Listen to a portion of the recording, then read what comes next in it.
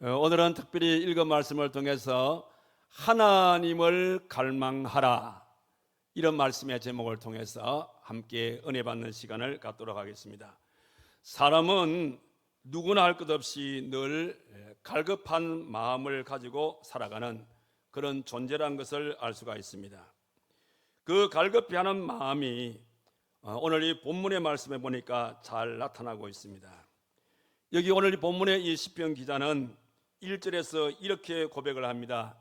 하나님이여, 사슴이 시냇물을 찾기에 갈급함 같이 내 영혼이 주를 찾기에 갈급하나이다.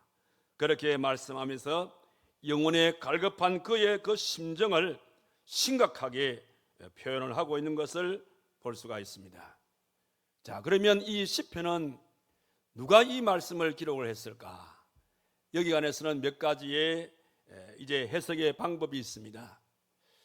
먼저는 이 시편은 여호야김이 바벨론 포로로 잡혀가서 죽기 전에 성전을 그리워하면서 지은 시다, 이렇게 말하신 분도 계시고, 또 하나는 다윗이 그의 아들 압살롬의 반역에 의해서 낙향을 하고 안식일 날 성전에 가지 못하는 안타까운 그 마음을 가지고 지은 시가 이 시다, 이렇게 말씀하신 분도 계시는데, 그러나 그보다도 오늘 이 시편 말씀에 여기 머리 표지에 보니까 고라의 시라, 그렇게 말씀이 기록되고 있는 것을 보게 됩니다. 그러니까 이 고라의 시라, 이 말씀은 고라의 자손 중에 한 사람이 영적으로 갈급한 그의 마음을 표현하게 되어지는 그런 시가 오늘의 이 시라, 이렇게 말씀을 드릴 수가 있습니다.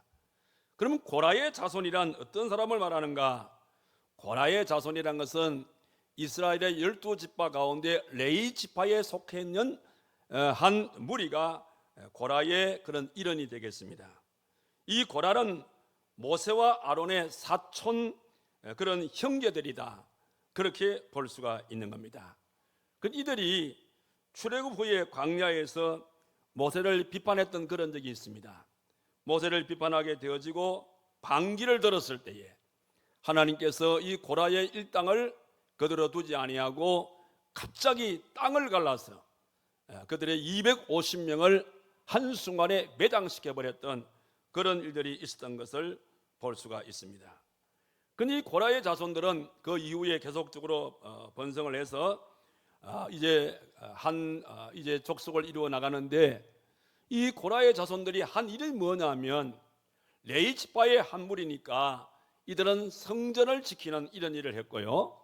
그 다음에 성전에서 제사를 행하게 될 때에 쓰게 되어지는 이 그 진설병을 이제 만드는 이런 일들을 했고, 그 다음에 이 고라의 일당들은 찬양대의 일을 했습니다.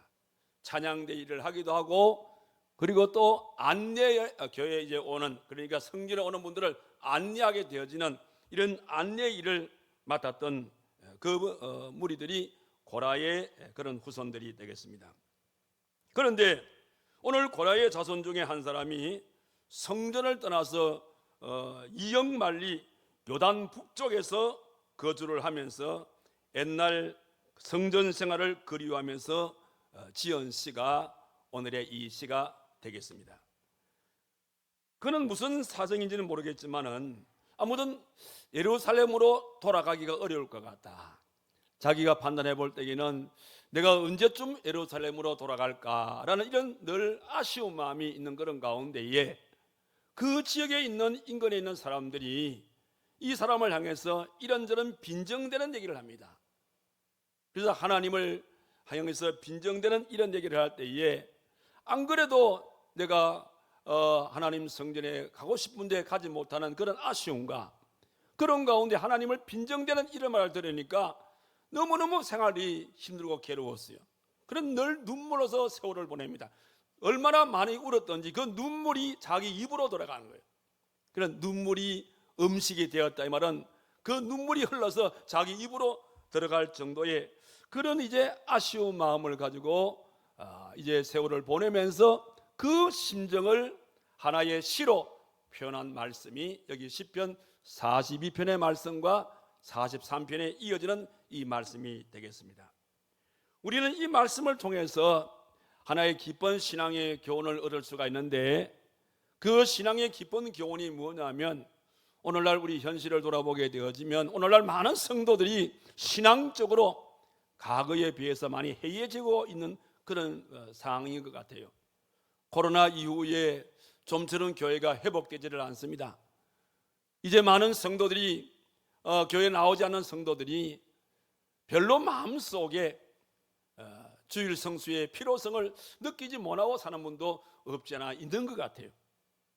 오늘 이 말씀은 우리의 신앙생활이 해이해지게 되어지고 주일 성수에 대해서 별로 필요성을 느끼지 못하는 이런 사람들에게 주시는 경고의 메시지인 동시에 또 하나님께서 원하시는 그런 아름다운 말씀이라는 것을 기억하시고, 이 말씀을 통해서 우리가 말씀을 들으면서 우리의 마음의 신앙의 전호를 한번 새롭게 가다듬고, 내가 하나님 앞에 얼마나 주일을 거룩히 성수하고 하나님을 그리워하고 있는지의 그런 마음들을 한번 돌아보면서 오늘 이 말씀을 통하여 은혜 받는 그런 귀한 시간이 되었으면 좋겠습니다.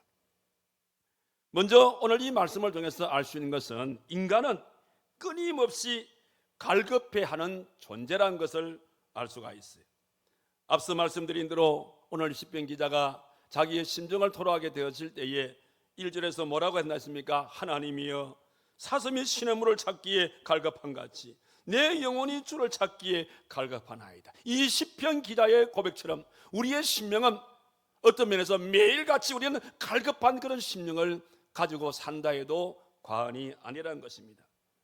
여러분, 우리의 오늘날 많은 사람들은 이런저런 일들을 갈급해 하기도 하고 갈망해 하기도 하는 것입니다. 오늘날 우리 주변을 돌아보게 되어지면 수많은 많은 사람들은 더 행복을 갈망하는 그런 분들이 많아요. 어떤 사람들은 더 많이 소유하기를 갈망하는 사람도 있고, 어떤 사람들은 더 아름다워지기를 갈망하는 사람도 있고, 어떤 사람들은 또 더 이 땅을 살면서 더 평안하게 살기를 갈망하는 사람, 또 생활하는 가운데에 좁은 아파트에서 좀 넓은 아파트로 가기를 갈망하는 이런 사람들, 이런저런 사람들이 우리 주변에 많이 있다는 것을 볼 수가 있습니다. 자, 그런데 그 중에서도 가장 큰 목마름의 갈망은 뭐니 해도 영혼에 대한 갈망이 아닐까, 그렇게 생각을 할 수가 있습니다. 오늘 본문에서 시인의 심정은 어떤 심정이라고 말했는가 하면은 시냇가를 찾아 헤매는 사슴의 심정이다. 지금 내 심정은 시냇가를 찾아 헤매는 사슴의 심정이다. 그렇게 말하면서 자기의 갈급함을 그렇게 피력하고 있는 것을 보게 되었습니다. 자, 그러면 이 시편 기자가 자기의 이 갈급한 마음을 왜 하필이면 시냇가를 찾아 헤매는 사슴에다가 그렇게 비유로 말씀을 했을까? 바로 그것은 사슴이란 이 동물은 가장 피가 뜨거운 동물입니다. 또 사슴이란 이 동물은 새끼를 가지게 되어지면 더 더워하는 겁니다. 그러면서 피가 뜨겁고 그 다음에 새끼를 가지게 되어지면 더 이 속에 열이 나니까 자연스럽게 사슴은 물을 찾게 된다는 겁니다. 근데 이스라엘 나라는 계절을 보면은 그 기후를 보면 6개월은 우기고 6개월은 건기입니다. 다시 말씀드리면 6개월은 계속적으로 비가 오게 되어지고 6개월은 계속적으로 가물다 이 말입니다. 그런데 비가 올 때는 큰 문제가 없습니다. 그런데 이 사슴이 건기를 맞게 되어지면 굉장히 힘든 거예요. 왜냐하면 물이 없으니까. 사슴은 물을 마셔야만이 살 수 있는 그런 짐승인데 물이 없어요. 더군다나 물이 없는 그런 가운데에 만약에 이 교미의 시기가 되어져서 새끼를 가지게 되어지면 더 목이 타는 겁니다. 여러분, 가끔 사슴이 지나갈 때 보면 사슴이 깨깨 하고 우는 때 경우가 있어요. 사슴이 깨깨 우는 것은 뭐냐면 내가 굉장히 목이 마릅니다, 이런 뜻인 겁니다. 목이 마르면 사슴은 깨깨거리 사는 거예요. 그러다가 물을 찾지 못하게 되어지면 사슴은 눈을 동그랗게 뜹니다. 동그랗게 뜨고 물을 찾다가 결국은 물을 찾지 못하게 되어지면 사슴은 죽게 되어진다는 겁니다. 지금 시편 기자는 그런 사슴을 생각하면서 사슴이 신의 물을 찾기에 갈급한 같이 내 영혼이 주를 찾기에 지금 굉장히 갈급합니다. 그렇게 말씀하고 있음을 보게 되었습니다. 자, 이런 차원에서 볼 때에 우리 인생은 끊임없이 갈급해하고 목말하는 그런 존재라는 것을 알 수가 있다는 거죠. 그러다 보니까 우리 인간들은 늘 낙심이 되어지고 마음이 불안할 때가 참으로 많다는 겁니다. 그래서 오늘 시편 기자는 보십시오. 짧은 시편, 이런 시편은 하나의 노래지 않습니까? 노래의 가사지 않습니까? 자, 이 시편은 말씀드린 대로 42편과 43편은 결국은 한 사람이 쓴 시입니다. 근데 이 시편을 가만히 읽어보게 되어지면 짧은 이 시편 내용 가운데 같은 구절이 3번이나 나와요. 어디 나옵니까? 5절을 보십시오. 11절을 보십시오. 43편 5절을 보십시오. 꼭 같은 단어 하나 바뀌지 않습니다. 꼭 같은 히브리어 원문을 봐도 똑같습니다. 자, 어떻게 우리말로 번역하니까 어떤 말이죠? 내 영혼아 네가 어찌하여 낙심하며 어찌하여 내 속에서 불안해하는가? 너는 하나님께 소망을 두라. 그가 나타나 도우심으로 말미암아 내가 여전히 찬송하리로다. 11절 보십시오. 내 영혼아 네가 어찌하여 낙심하며 어찌하여 내 속에서 불안해하는가? 너는 하나님께 소망을 두라. 나는 그가 나타나 도우심으로 말미암아 내 하나님을 여전히 찬송하리로다. 43편 5절을 보십시오. 똑같지요. 내 영혼아 네가 어찌하여 낙심하며 어찌하여 내 속에서 불안해하는가? 너는 하나님께 소망을 두라. 그가 나타나 도우심으로 말미암아 네 하나님을 여전히 찬송하리로다. 똑같아요.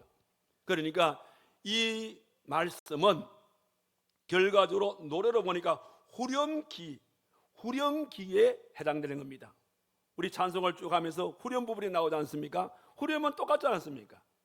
앞부분의 가사는 다르지만 후렴은 똑같은 내용이잖아요. 그러니까 시편 23편의 이 5절, 11절, 그 다음에 43편 5절이 그런 차원에서 후렴기와 같은 것인데 그 후렴기와 같은 이 내용이 지금 갈급하다, 낙심된다, 불안하다 이런 말로서 표현되고 있는 것을 보게 되었습니다. 왜 이런 표현이 나오게 되냐면 4절 때문입니다. 4절의 말씀에 어떤 말씀이 있습니까? 내가 전에 성의를 지키는 무리와 동행하여 기쁨과 감사의 소리를 내며 그들을 하나님의 집으로 인도하였더니 이제 이 일을 기억하고 내 마음이 상하는도다. 그러니까 이 시편 이 기자가 내가 성전을 떠나기 전에는 내가 성전에서 안식일이 되어지면 엄청 분주했어요. 안내도 해야 되죠. 그 다음에 또 이 진설병도 또 만들어야 되죠. 예? 그리고 성전도 지켜야 되죠. 또 찬양대로서 대원으로서 또 찬양도 드려야 되죠. 예? 얼마나 그 사역이 바쁘고 분주합니까? 이렇게 열심으로 사역했던 이 사람이 어떤 연유인지는 모르겠지만은 성전을 떠나서 이렇게 먼 곳에 가서 이렇게 혼자 그곳은 뭐 주일을 성수할 수 있는 그런 것도 아니고 안식일이 다가왔지만은 지킬 수 있는 그런 공간도 없고 그러다 보니까 얼마나 그 마음이 답답하고 낙심이 되어지고 절망이 되겠나 그 말입니다. 그래서 그렇게 생각했던 그가 그렇게 하지 못하다 보니까 그가 그 마음에 안타까운 마음을 엎조리며 부른 그것이 내 영혼아 내가 어찌하여 낙심하며 어찌하여 내 속에서 불안해하는가? 너는 하나님께 소망을 두라. 그가 나타나 도우심으로 말미암아 내가 여전히 찬송하리로다. 안타까운 자기의 마음, 내가 이곳에서라도 하나님의 성전이 있다면 지금이라도 내가 당장 하나님을 우러러보며 내가 하나님 앞에 내게 주어진 이 사명을 감당할 것인데 라는 그런 아쉬운 마음을 오늘 이 말씀을 통해서 나타내 주고 있는 것을 보게 되었습니다. 자, 여기에서 우리가 하나 알 수 있는 것은 뭐냐면 이 시편 기자가 오늘 보니까 내가 어찌하여 낙심하며 나의 마음이 낙심이 된다는 거예요. 여러분, 낙심이란 게 뭡니까? 이 낙심이란 뜻은요, 사전적인 의미를 보니까 이 낙자는 한자로 떨어질 낙이야. 그 심자는 마음심이라. 이 말의 뜻은 뭐냐면 내가 바라던 것이 이루어지지 아니함으로써 내 마음이 몹시 상합니다. 이런 것을 일컬어서 낙심이라 그래요. 이 말은 히브리어 원문을 보니까 이 말은 샤하르라는 말이에요. 샤하르. 이 샤하르라는 이 말은 뭐냐면 풀이 죽게 된다. 내가 풀이 푹 죽었다 말이에요. 풀이 죽게 된다. 구부리다. 혹은 누이다. 이런 뜻이거든요. 그러니까 낙심이라는 이 말을 해석을 하면 이런 겁니다. 우리가 내 어떤 병균에 감염이 되면 사람이 풀이 죽지 않습니까? 풀이 죽고 누워서 꼼짝하지 못하고 있는 그와 마찬가지로 내가 낙심의 마음이 감염이 되게 되어지면 희망을 잃게 되어지고 무기력하게 되면서 그 다음에 모든 것을 쉽게 포기하게 되어지고 그러면서 사람 만나기를 싫어하고 또 일하기도 싫어하고 심지어는 그래서 교회 오는 것도 싫어하게 되어진다. 그런 마음이 있는 것이 바로 뭐냐? 그 마음이 낙심이 될 때 그렇다 그 말입니다. 자, 그런 차원에서 볼 때에 낙심이란 인생을 망치는 하나의 무서운 적이라는 것을 볼 수가 있어요. 그런데 인생을 갉아먹는 두 마리의 벌레가 있습니다. 그 두 마리의 벌레는 어떤 벌레냐면 첫째는 어제라는 후예요. 어제라는 후예고 또 한 마리의 벌레는 내일에 대한 염려입니다. 사람이 살아가면서 자기가 지난 날에 대해서 늘 후회하게 되어지고 또 앞으로 다가올 일에 대해서 늘 염려하게 되어지면 후회와 염려가 내 마음을 채우게 되어지면 결국은 그 인생의 마음은 쪼개진다 이 말입니다. 이 쪼개지는 것을 일컬어서 뭐냐면 바로 염려라 그렇게 말하는 겁니다. 그러니까 결국은 이 염려란 것은 우리 인생의 백해무익인 겁니다.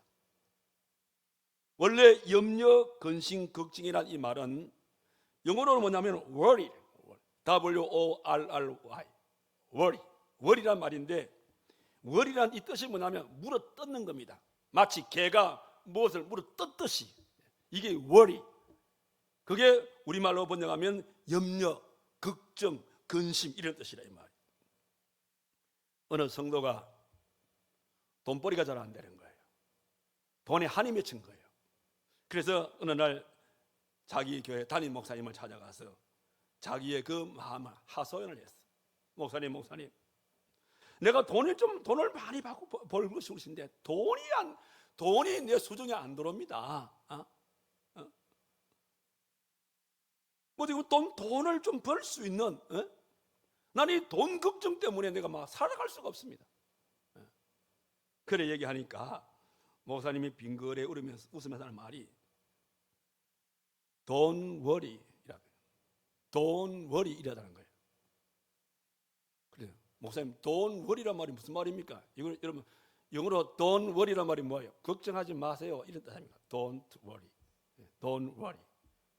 이 목사님이 하는 말은 Don't worry는 뭐냐면 이 말은 뭐냐면 성도님, 돈은 worry 개한테 맡기십시오. 우리 하지 않습니까? 그러니까 돈은 개한테 맡겨버리고 그리고 하나님을 바라보십시오. 그러면 하나님께서 당신이 원하는 것을 채워주실 것입니다. 그렇게 얘기를 했답니다. 참 신기한 것은요, 이 염려란 것은 이 전염성이 아주 강한 것 같아요. 여러분 가만히 생각해 보십시오. 여러분 이런저런 염려의 마음이 일어나면 여러분 그 염려가 문제를 해결합니까? 내가 염려한다고 문제가 해결됩니까? 걱정한다고 여러분 그 걱정이 해결됩니까? 사람의 마음 속에 염려의 마음이 일어나게 되어지고 걱정하는 이런 일들이 일어나게 되어지면 잠이 와요? 잠이 안 와요? 잠이 안 와요. 잠이 안 오더라고 말이에요. 그럼에도 불구하고 사람들은 염려 때문에 잠이 안 오는데도 계속적으로 염려하는 거야. 밤을 지새면서 염려한다니까. 그 염려한다고 염려가 해결이 안 되는데도 불구하고 무슨 미련인지 밤을 새워가면서 염려를 하더라 이 말이에요. 혹시 여러분들 염려 때문에 잠을 이루지 못하고 걱정 때문에 잠이 오지 않게 되어지면, 걱정을 한다고 걱정이 해결되는 게 아니고 염려한다고 염려 해결이 안 되더라 이 말입니다. 그럴 때는 뭐냐면 잠이 안 오면 어떻게 됩니까?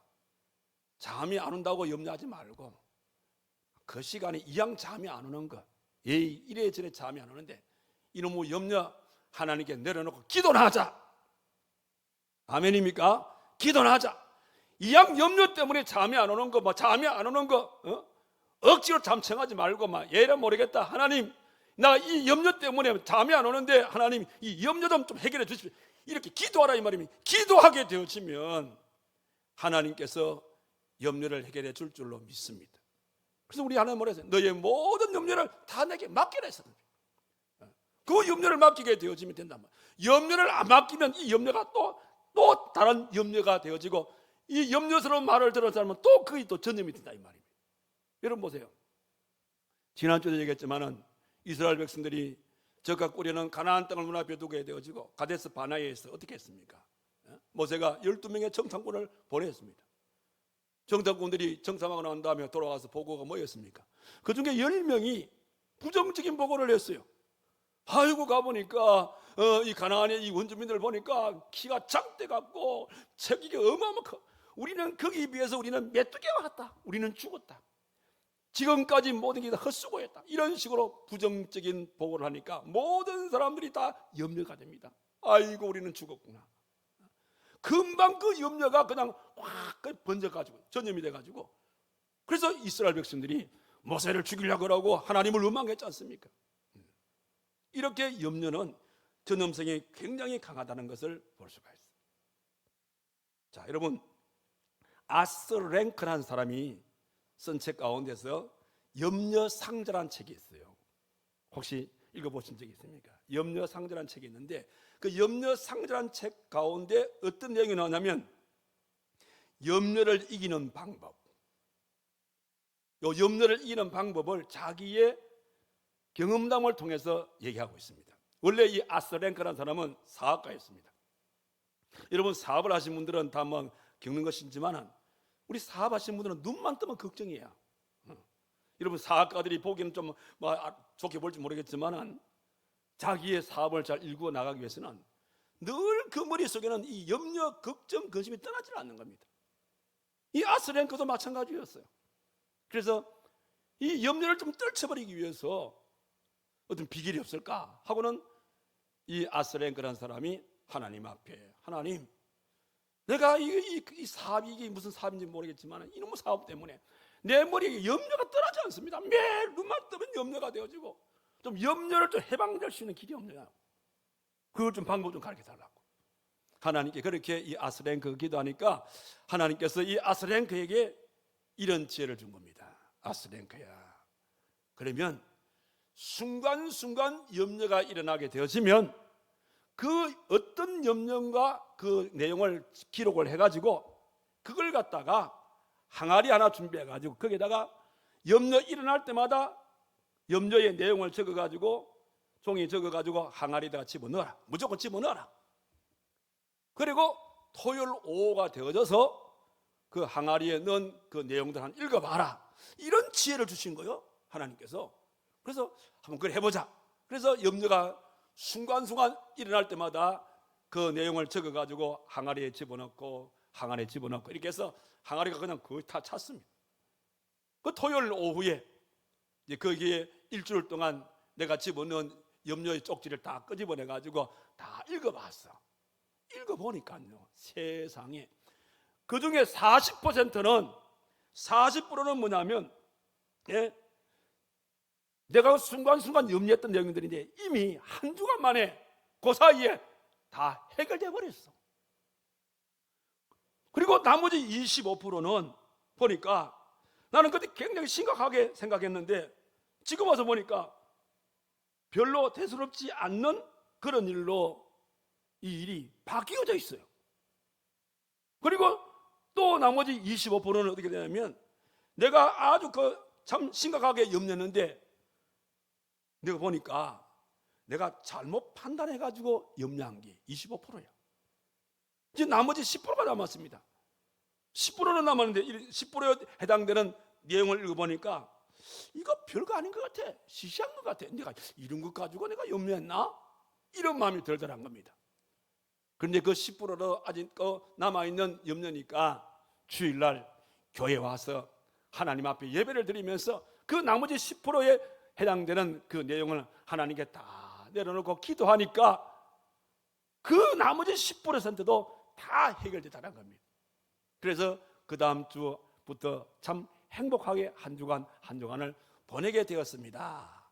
그런 얘기를 기록한 것이 염려상자라는 책입니다. 여러분, 모든 염려, 어떤 염려든지 간에 그 염려는 다 하나님께 다 맡기셔야 됩니다. 맡기게 되었을 때 하나님 해결해 주신 겁니다. 앞서 말씀드린 염려는 염려를 낳을 뿐인 것입니다. 걱정은 걱정을 낳을 뿐인 것입니다. 절대적으로 염려가 염려를 해결하지 않습니다. 여러분이 걱정한다고 그 걱정이 여러분의 걱정을 해결해 주지 않는다 이 말입니다. 그러면 이런 염려와 근심과 걱정을 이길 수 있는 길이 없을까? 자, 오늘 시편 기자는 자기 마음속에 갈급한 마음을 가지면서 그것 때문에 내 마음에 염려가 왔고 그것 때문에 내가 하나님을 원망하게 되어지는데 이걸 원천적으로 해결할 수 있는 길이 없을까? 그러면서 하나님께 고백하는 가운데에 그 길을 알았어요. 그 답이 어디 나오냐면 2절을 보십시오. 여기 2절을 보니까 뭐랍니까? 내 영혼이 하나님 곧 살아계시는 하나님을 뭐가 되었어요? 갈망하나니. 할렐루야. 내 마음에 염려와 근심과 걱정이 일어났는데 이것이 나를 낙심시키고 이것이 나를 하나님을 원망하게 만들었는데 이 염려와 근심과 걱정을 해결할 수 있는 길은 뭐냐면 하나님을 갈망했단 말이에요. 하나님을 갈망하니까 결과적으로 이 염려가 사라지더라. 이런 답을 주고 있습니다. 여러분, 이와 같은 말씀은 우리 예수님께서도 직접적으로 말씀해 주셨어요. 어디서? 요한복음 7장 3절의 말씀 보니까 누구든지 목마르거든 내게로 와서 마시라 그랬어요. 이런저런 염려로서 인생에 목마름이 생겨서 갈급한 그런 심령이 되어지면 내게로 와서 마시라. 왜? 생명의 근원이 우리 주님께서 생명의 근원되기 때문에. 그래서 생명의 근원 되시는 염려, 근심, 걱정이 일어나면 이 순간이 주님과 밀착의 관계를 통해서 생명의 근원 되시는 그 주님으로부터 생수를 마시게 되어지면 이 문제가 해결되겠구나. 그런 마음으로 주님을 찾으시면 되는 겁니다.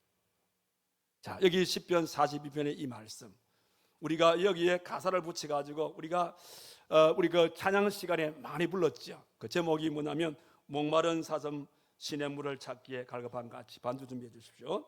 그런 곡인데, 자, 그런 곡입니다. 목마른 사슴이 시냇물을 찾아 헤매이듯이 내 영혼 주를 찾기에 갈급하나이다. 주님만이 나의 힘, 나의 방패, 나의 참소망. 나의 몸 정성 다 바쳐서 주님 경배합니다. 우리 한번 가사의 의미를 생각하시면서 다 같이 불러보겠습니다. 목마른 사슴 시냇물을 찾아 헤매이듯이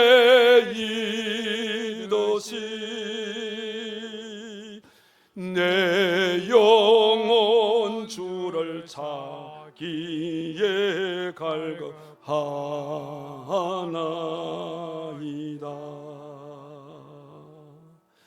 주님만이 나의 힘, 나의 방패, 나의 참소망. 나의 몸 정성 다 바쳐서 준 경배함니. 2절로 같이.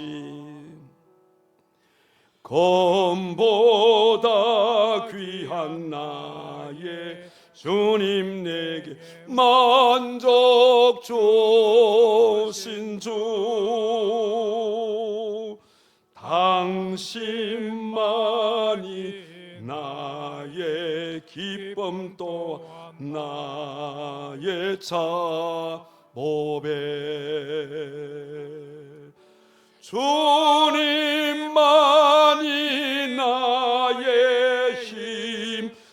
나의 방패 나의 참 소망 나의 몸 정성 다 바쳐서 주 경배합니다. 할렐루야. 목마른 사슴 시냇물 찾아 헤매이듯이 내 영혼 주를 찾기에 갈급하나이다. 금보다 귀한 나의 주님, 내게 만족 주신 주, 당신만이 나의 기쁨 또한 나의 참 보배입니다. 주님만이 나의 힘, 나의 방패, 나의 참 소망, 나의 몸 정성을 다 바쳐서 주님을 경배합니다. 할렐루야. 그렇습니다. 목마른 사슴이 시냇물 찾기에 갈급한 것처럼 내 영혼이 주를 찾기에 갈급한 이런 마음을 가지고 주님을 찾게 되었을 때에 우리 주님께서는 우리의 목마름을 채워주신다는 사실을 믿으시기를 바랍니다. 자, 그러면 이렇게 생명수를 우리가 마시게 되어지려고 그러면 우리 하나님을 간절하게 갈망해야 된다 했는데, 그 하나님을 갈망하기를 원할 때에 우리가 어떤 방법으로 그러면 하나님을 갈망할 수 있을까? 오늘 시편 기자는 자기의 경험담을 얘기합니다. 나는 내 삶이 갈급한 삶이 되어지고 내 마음에 낙심이 오고 내 마음에 원망이 왔을 때에 나는 하나님을 갈망하게 되어졌는데 나는 이렇게 하나님을 갈망했다. 그가 갈망의 방법을 소개할 때에 먼저 1절의 말씀을 보니까 하나님이여 사슴이 시냇물을 찾기에 갈급한 같이 내 영혼이 주를 찾기에 갈급하나이다. 이 말씀 속에는 뭐냐면 하나님을 진정으로 갈망하기를 원한다면 절박한 심정으로 하나님 말씀을 사모하라 이 말입니다. 우리가 하나님 말씀을 읽을 때에 근성근소로 읽는 것이 아니에요. 하나님 말씀을 들을 때에 그냥 근성근소로 듣는 것이 아니라 하나님 말씀을 읽든지 듣든지 간에 우리는 하나님 말씀을 진정으로 사모하는 마음으로 이 말씀을 통해서 내 마음에 가라앉은 심령이 참 생수를 먹을 수가 있다는 그런 마음을 가지고 하나님 말씀을 사모하는 마음으로 마치 베레아 사람들이 하나님 말씀을 사모하듯이 사모하는 마음으로 말씀을 읽게 되어질 때 그 말씀 속에서 우리의 인생의 그 갈증이 해결된다는 것입니다. 그래서 이 시편 기자는 내 경험은 하나님을 갈망하는 방법은 하나님을 간절히 사모하니까 되더라 이렇게 소개하고 있고, 또 하나는 뭐냐면 8절의 말씀 보니까 이렇게 말합니다. 하나님을 갈망하는 마음은 낮에는 여호와께서 그의 인자하심을 베푸시고 밤에는 그의 찬송이 내게 있어서 생명의 하나님께 내가 기도하리로다. 하나님을 갈망하는 방법의 두 번째 방법은 내가 하나님 앞에 간절히 내가 밤낮으로 쉬지 아니하고 내가 열심으로 내가 기도하게 되어질 때에 하나님께서는 나를 만나 주시게 되어지더라. 그렇게 그는 고백하고 있음을 보게 되었습니다. 이는 마치 한나가 아기를 갖지 못할 때에 그가 성전에 나가서 아기 갖기 위해서 간절히 생명 걸고 기도했던 그런 간절한 마음으로, 이는 우리 예수님께서도 겟세마네 동산에서 기도할 때에 땀방울이 피가 섞여 나올 정도로 그렇게 기도했다 이 말이에요. 그런 기도를 통해서 하나님은 우리를 만나주신다는 겁니다. 그래서 바울은 빌립보서 4장 6절과 7절에 뭐라 그럽니까? 그래서 아무것도 염려하지 말라. 오직 모든 일에 기도와 간구로서 하나님께 간절히 구하라 그랬어요. 그러면 우리 하나님께서 그런 모든 문제를 해결해 주시고 우리를 만나 주시게 되어진다는 겁니다. 오늘 시편 기자는 이것이 두 번째 하나님을 갈망하는 방법이라고 그렇게 말했어요. 그리고는 마지막으로 여기 앞서 말씀드린 5절과 11절과 43편 5절에 기록되어 있는 후렴기와 같은 말씀이지요. 바로 이 말씀 속에는 이런 말이 있지 않습니까? 내 영혼아 내가 어찌하여 낙심하며 어찌하여 내 속에 불안해하는가. 자, 그 다음 말씀이 답이 나오죠. 너는 하나님께 소망을 두라 했어요. 하나님을 갈망할 수 있는 방법은 하나님께 소망을 두는 것이다. 그렇게 말씀해 주고 있습니다.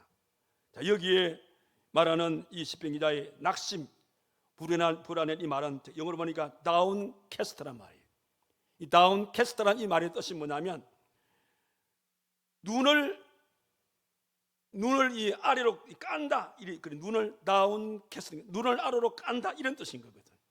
그러니까 사람이 낙심하게 되어지면 아래를 바라본다는 거, 아래를. 예?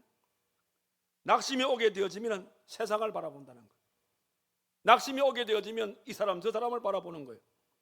낙심이 오게 되어지면 자기 자신을 바라보는 겁니다. 그러니까 낙심이 와서 세상을 바라보고 다른 사람을 바라보고 자기 자신을 바라보니까 답이 없어. 그러니까 자연스럽게 그의 마음이, 불안한 마음이 그의 마음을 채우게 되어지더라, 이 말이거든요. 내가 그런 경험을 했다는 거예요, 이 시편 기자가. 그래서 그는 자기에게 명을 내립니다. 어떻게 명을 내립니까? 나의 영혼아, 어찌하여 내 속에서 불안해하는가? 이제 나의 자신에게 명하노니 눈을 아래로 깔지 말고 하나님을 향해서 소망을 두고 하나님을 바라보라. 눈을 아래로 깔지 말고 하나님을 바라보고 하늘을 바라보고 하나님을 바라보라. 그래서 하나님을 바라봤더니 하나님께서 그 얼굴에 미소를 주시더라, 이 말이에요. 미소를 주시면서 그 마음에 벅차오르는 그 마음을 찬양으로 하나님께 토할 수 있는 찬양의 힘을 주시더라, 이 얘기인 것입니다. 여러분, 찬송 가운데 가장 우렁차고 아름다운 찬송을 하려고 하면 악기들 가운데서 보면 피리 같은 악기, 바이올린 같은 이런 악기는 공간을 다 비워야 됩니다. 그래서 얼마나 많이 비우냐에 따라서 그 피리는, 그 바이올린은 아름다운 음률을 낼 수가 있는 겁니다. 이는 사람도 마찬가지입니다. 사람이 하나님 앞에 우렁찬 아름다운 찬양을 올리고 난다면 여러분 마음을 비워야 됩니다. 여러분 마음을 싸고 있는 염려, 근심, 걱정들, 이런저런 세상 일들, 이거 비우지 아니하고 이걸 내 마음속에 두고 하나님을 바라본들 내 입에서 아름다운 찬양이 안 나옵니다. 정말 하나님을 바라봐서 하나님이 내 얼굴에 미소 짓게 만들고 내 입을 열어서 하나님을 우렁차게 찬송 드릴 수 있는 그런 아름다운 모습을 갖추기 원한다면 내 눈꺼풀을 아래로 떨어뜨리게 된 이런 염려, 근심, 걱정들, 이거 다 이제는 비우십시오. 다 비우십시오. 예. 여러분들이 비운 만큼의 여러분 마음이 공간이 생길 것이고 그 아름다운 공간을 통해서, 그 진 공간을 통해서 아름다운 음률이 하나님을 향해서 아름답게 우렁차게 나올 줄로 믿습니다. 하나님을 바라보고 하늘에 소망을 두고 하나님을 바라보는 자에게 이런 귀한 축복을 우리 하나님이 주신다고 약속을 했습니다. 그 복을 받은 자의 삶은 어떤 삶인 것입니까? 바로 그것은 바로 평안의 축복을 하나님은 주신다, 그렇게 말했어요. 이사야서 26장 3절의 말씀 보니까 주께서 심지가 견고한 자를 평강의 평강으로 지키시나. 그러니까 우리가 하나님을 바라보고 하나님을 찬송하게 되어질 때에 하나님께서 우리의 얼굴에 미소 짓게 하는, 왜 우리에게 미소가 옵니까? 바로 그것은 내 마음 속에 하나님께서 평강의 복을 허락해 주기 때문에 우리의 입술에는, 우리의 얼굴에는 미소 짓는 얼굴이 되어진다, 이 말입니다. 오늘 시편 기자는 갈급한 자기의 심령을 이런 차원에서 하나님께 구하게 되어졌고 하나님을 바라보는 그 순간 그를 감싸고 있는 낙심과 절망과 모든 원망들이 사라지게 되어지고 얼굴에 미소를 지으면서 하나님을 찬미하게 되어지더라. 그러면서 자기 인생을 하나님께 드리는 그런 아름다움이 여기에 묻어나는 겁니다. 사랑하는 성도 여러분, 오늘 여러분의 삶은 어떠합니까? 지금 이 시편의 이 시인처럼 낙심하거나 불안 속에 살고 있는 그런 성도가 있습니까? 혹이라도 내 마음 속에 낙심이 오고 이런저런 일로 내 마음이 염려가 생겨지게 되어지고 그것 때문에 원망이 생겨지게 되어지고 그것 때문에 나의 걸음을 멈췄다면 오늘 이 시편 기자의 이 심정을 여러분이 잘 배워서 여러분의 생활 속에서도 이 시편 기자와 같은 그런 마음으로 하늘을 우러러 보시면서 하나님을 찬송하게 되어질 때에 내 마음의 수진구름은 다 사라지게 되어지고 하나님 주시는 평강의 복이 내 마음에 가득 찰 줄로 믿습니다. 이 아름다운 축복을 통하여 우리 남은 인생 염려, 근심, 걱정 떨쳐버리고 날마다 하나님을 찬미하며 살아갈 수 있는 저와 여러분 되기를 주님의 이름으로 축원합니다. 기도하겠습니다. 걸어가신 살아계신 하나님 아버지, 거칠은 인생길을 걸어가다 보면은 우리의 마음속에는 이런저런 일들로서 내 영혼의 갈급증을 느낄 때가 참으로 많습니다. 내 영혼의 갈급증이 일어날 때에 이런저런 일들이 나로 하여금 낙심케 만들게 되어지고 그 낙심이 염려를 낳게 되어지고 염려가 결국은 하나님을, 내 주변의 사람들을 원망하게 만드는 이런 삶을 사는 우리들의 모습인 것을 고백을 드립니다. 하오나 오늘 이렇게 살았던 이 시편의 시인이 그런 갈급한 자기의 마음을 하나님을 다 내려놓고 땅을 바라보지 아니하고 하나님을 우러러 바라보면서 하나님을 찬미하게 되어질 때에 우리 하나님께서 그런 마음은 다 해결해 주시고 그 마음에 참으로 평강의 복을 허락해 주었던 이 놀라운 진리를 오늘 저들이 깨달았습니다. 혹이라도 우리의 생활 속에 이 시편의 시인과 같은 그런 심정을 가진 성도가 있으면 이제부터는 이 시편 기자의 이 아름다운 마음이 나의 마음이 되어졌어. 이 시인과 같은 그런 마음으로 하나님을 우러러보며 하나님을 찬미함으로써 내 마음의 수신구름 다 사라지게 하시고 하나님 주시는 참된 평안함을 통하여 우리 남은 인생을 하나님을 찬미하며 살아갈 수 있는 우리 모두의 삶이 되도록 하나님이 거기에 축복하여 주시옵소서. 예수님의 이름으로 기도하옵나이다. 아멘.